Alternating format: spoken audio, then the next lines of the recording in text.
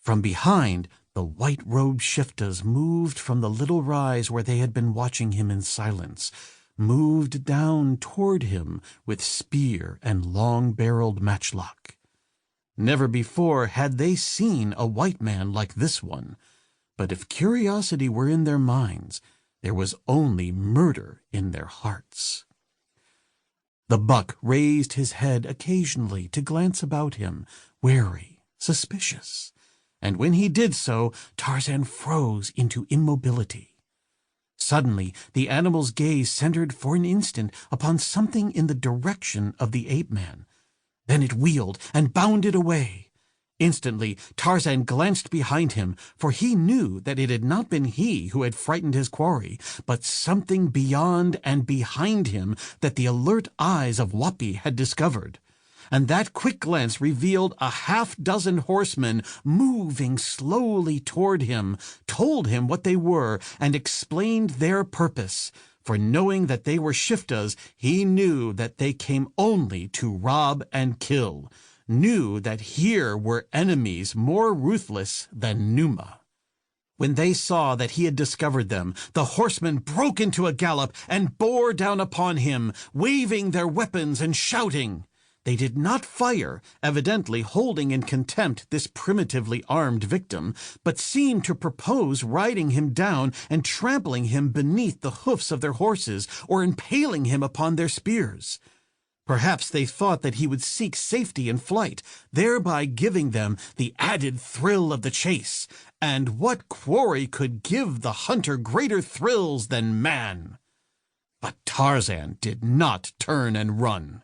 He knew every possible avenue of escape within the radius of his vision for every danger that might reasonably be expected to confront him here, for it is the business of the creatures of the wild to know these things if they are to survive. And so he knew that there was no escape from mounted men by flight. But this knowledge threw him into no panic.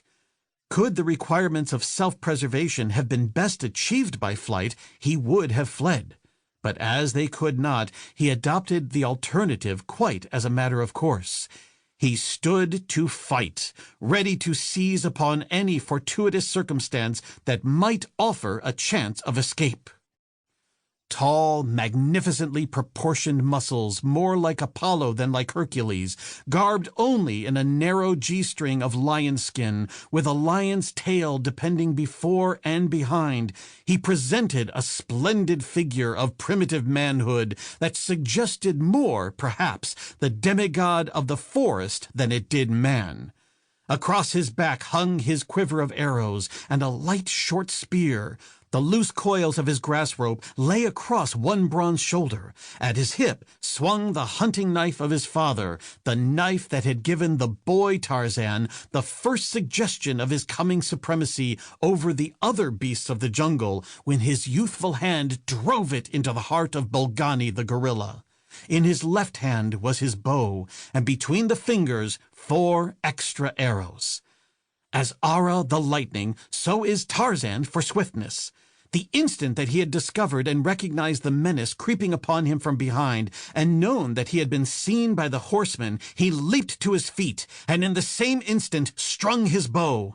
Now, perhaps even before the leading shiftas realized the danger that confronted them, the bow was bent, the shaft sped. Short but powerful was the bow of the ape-man, short that it might be easily carried through the forest and the jungle, powerful that it might send its shafts through the toughest hide to a vital organ of its prey. Such a bow was this that no ordinary man might bend it.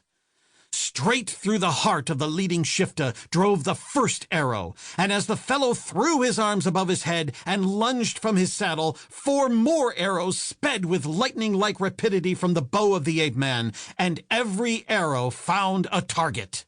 Another shifta dropped to ride no more, and 3 were wounded. Only seconds had elapsed, and already the 4 remaining horsemen were upon him. The 3 who were wounded were more interested in the feathered shafts protruding from their bodies than in the quarry they had expected so easily to overcome. But the 4th was whole, and he thundered down upon the ape-man with his spear set for the great bronzed chest.